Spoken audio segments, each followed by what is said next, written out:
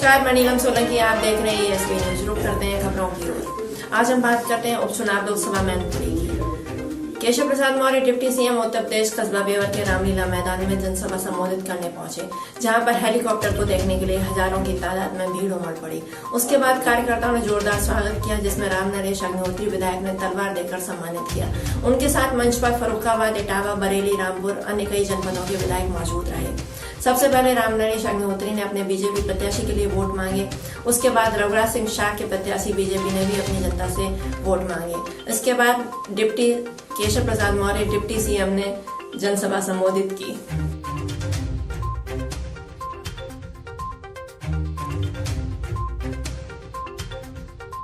मेहनत कर रहे हैं डिप्टी सीएम केशव प्रसाद मौर्य हमारे साथ हैं। सर, बात करेंगे।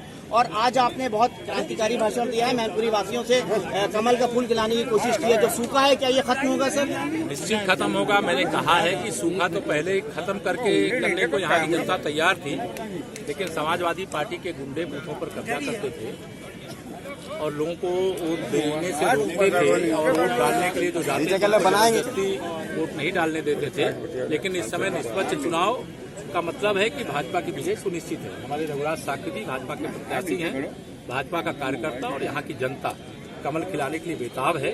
और सपा को वोट देने का मतलब है कुएं में डाल देना। सपा यहाँ कुछ कर नहीं सकती। भाजपा को वोट देने का मतलब है केंद्र सरकार के खजाने का, प्रदेश सरकार के खजाने का पैसा मैनपुरी के विकास के लिए आएगा। सर, आपको कौन से ऐसे मुद्दे हैं जिनको देखकर लग रहा है कि मैनपुरी वासी भारतीय जनता पार्टी को वोट करेंगे? सबसे बड़ा मुद्दा तो मैनपुरी का गुंडागर्दी से मुक्ति ही है, अवैध कब्जों से है, माफियाओं से है, सुशासन से, कानून व्यवस्था का मुद्दा भी यहाँ का महत्वपूर्ण मुद्दा है।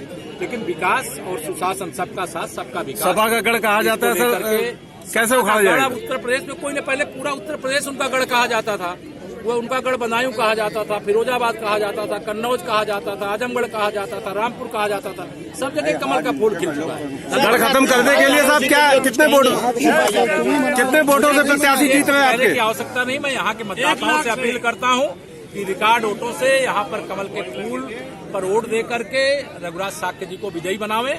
और वोट उनका हमारे ऊपर कर्ज होगा, हमारी पार्टी पर कर्ज होगा, विकास करके बिहार के साथ। अखिलेश यादव जी कह रहे हैं कि जनता ने भारतीय जनता पार्टी को मैनपुरी में घेर दिया है। भाजपा की ऐसी हवा चली कि अखिलेश यादव जो प्रचार करने कहीं नहीं जाते थे। सर, इतना आत्मविश्वास कहाँ से आ रहा सर? यहाँ की जनता के आशीर्वाद। जी। बहुत बड़ा संदेश जाएगा। समाजवादी पार्टी के ताबूत में आखिरी कील ठोकने का काम ये उपचुनाव करेगा। आखिरी कील ठोकने का काम करेगा। क्यों? कभी थोड़े दिन पहले प्रदेश में 3 चुनाव हुए सरकार बनने के बाद। लोकसभा में आजमगढ़ का चुनाव, लोकसभा में रामपुर का चुनाव और विधानसभा में गोला गोकरणनाथ का चुनाव। तीनों चुनाव में समाजवादी पार्टी का सुपड़ा साफ हो गया।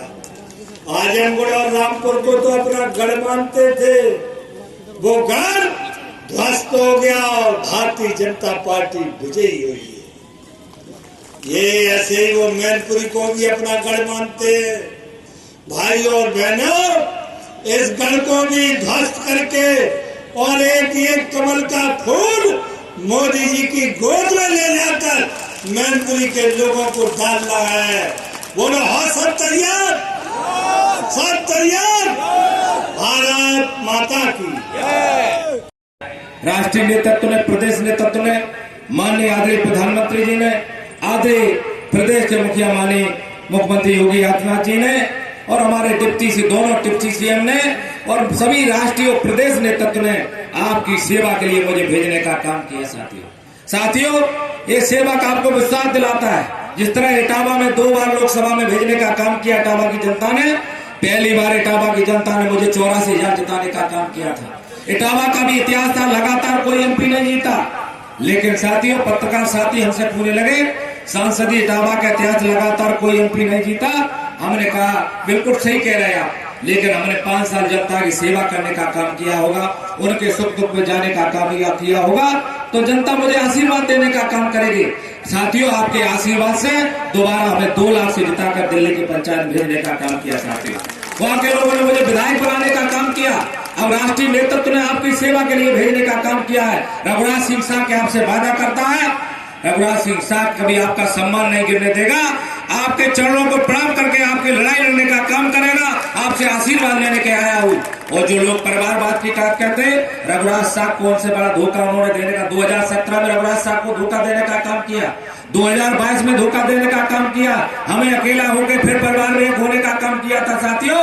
लेकिन मैं बधाई दूंगा राष्ट्रीय नेतृत्व को, माननीय मुख्यमंत्री जी को, माननीय प्रधानमंत्री जी को, हमारे आदरणीय डिप्टी सीएम केशव प्रसाद मौर्य जी को, जो कम से कम भारतीय जनता पार्टी में 2022 में शामिल करने का काम किया था फरवरी में विधानसभा चुनाव से, और इस बेटे को आशीर्वाद देने का काम किया था। और आज लोकसभा चुनाव में आपके बीच में प्रत्याशी बना के भेजने का काम किया है। मैं ज्यादा कुछ नहीं कहूंगा, मैं सभी जितने लोग बैठे बुजुर्ग हैं उनके चरणों को नमन करने आया हूँ। हमारी आवाज माताओं तक, उनको माताओं को चरण करने के लिए, चरणों को नमन करने के लिए आया हूँ। मैं हमेशा सांसद विधायक बन के नहीं रहा हूँ। जनता जनार्दन से बड़ी कोई अदालत नहीं होती है। जनता एक रिक्शे वाले को ऊपर बैठाने का काम कर देती है, राजा को नीचे गिराने का काम कर देती है। साथियों, जो गढ़ कहने का काम करते सेपई के परवार, ये गढ़ जनता जनार्दन का गढ़ है। वो जनता मैनपुरी के गढ़ तोड़ने का काम करिए, सर्कल बनाने का काम किया है। हम देख रहे हैं, हम घूम रहे हैं, रात के 2 बजे तक 1 बजे तक जिस तरह से उत्साह है। मैं किसान का बेटा, हम कोई बड़े बाप के बेटे नहीं है, हम गांव के रहने किसान के बेटे हैं। हम जानते किसानों की समस्या को।